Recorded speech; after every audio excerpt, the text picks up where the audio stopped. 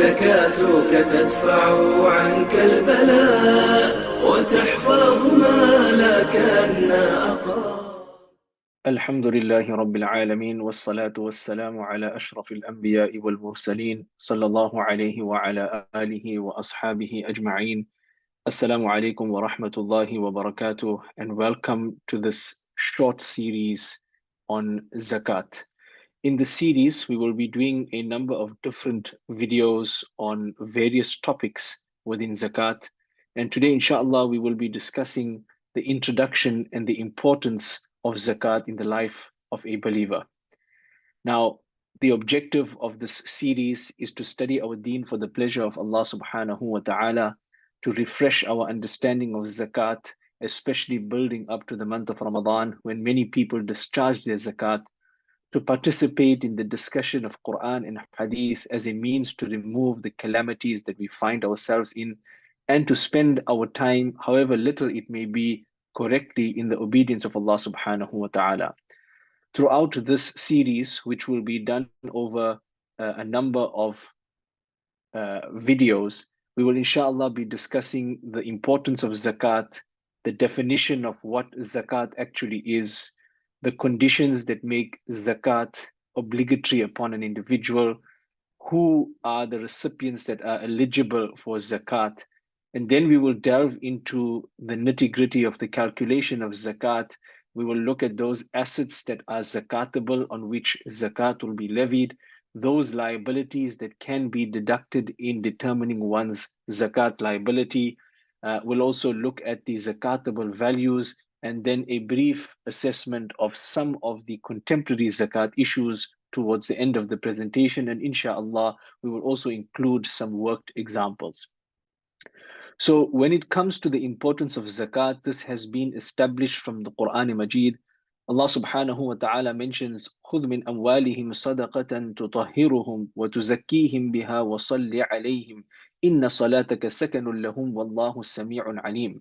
Allah subhanahu wa ta'ala commands Rasulullah sallallahu alayhi wa sallam, take, O Muhammad, from their wealth a charity by which you purify them and cause them an increase, and invoke Allah subhanahu wa ta'ala's blessing upon them.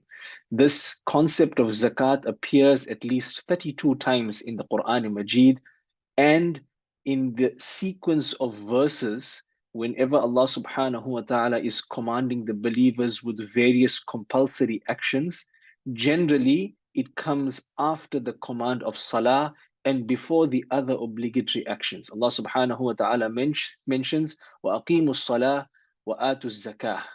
This comes as a compulsion before the command with regards to fasting, with regards to Hajj, etc. Now we glean from this verse that zakat is a means of purifying the wealth of people from the sins that are associated and generated by that wealth. Allah subhanahu wa ta'ala mentions here that when we take zakat from their wealth, it purifies them, number one, and it also causes an increase. So sometimes there are certain sins that are attached to one's wealth, and as a result of that, Allah subhanahu wa ta'ala wishes for a portion to be taken out so that that wealth may become purified. Now we must recognize that zakat is a very great and significant act of ibadah, and it is of primary benefit to the one who discharges it.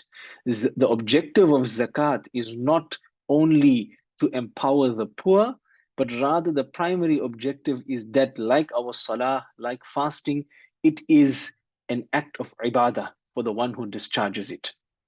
And then, of course, there is the secondary benefit that there is an alleviation of poverty, and it is a tool that can be used in this regard. It also promotes the circulation of wealth by ensuring that a portion of wealth from the wealthy is taken and compulsorily given to the poor, and thereby reduces the inequality between the rich and the poor. Allah subhanahu wa ta'ala also mentions that يَا أَيُّهَا الَّذِينَ آمَنُوا إِنَّ كَثِيرًا مِنَ الْأَحْبَارِ وَالرُّهْبَانِ لَيَأْكُلُونَ أَمْوَالَ النَّاسِ بِالْبَاطِلِ وَيَصُدُّونَ عَنْ سَبِيلِ اللَّهِ وَالَّذِينَ يَكْنِزُونَ الذَّهَبَ وَالْفِضَّةَ وَلَا يُنْفِقُونَها فِي سَبِيلِ اللَّهِ فَبَشِّرْهُم بِعَذَابٍ أَلِيمٍ.